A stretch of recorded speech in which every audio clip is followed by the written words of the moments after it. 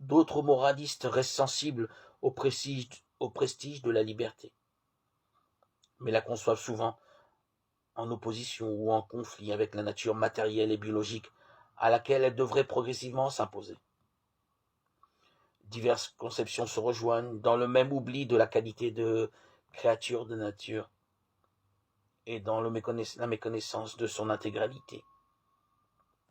Pour certains, la nature se trouve réduite à n'être qu'un matériau de l'agir humain et de son pouvoir. Elle devrait être profondément transformée ou même dépassée par la liberté parce qu'elle serait pour celle-ci une limite et une négation. Pour d'autres, les valeurs économiques, sociales, culturelles et même morales ne se constituent que dans la promotion sans limite du pouvoir de l'homme ou de sa liberté. La nature ne se désignerait alors que tout ce qui, en l'homme et dans le monde, se trouve hors du champ de la liberté. Cette nature comprendrait en premier lieu le corps humain, sa constitution et ses dynamismes.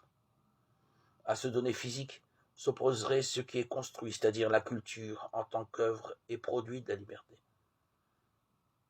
La nature humaine, ainsi comprise, pourrait être réduite à n'être qu'un matériau biologique ou social toujours disponible. Cela signifie en dernier ressort que la liberté se définirait par elle-même et serait créatrice d'elle-même et de ses valeurs. C'est ainsi qu'à la limite l'homme n'aurait même pas de nature, qu'il serait à lui-même son propre projet d'existence.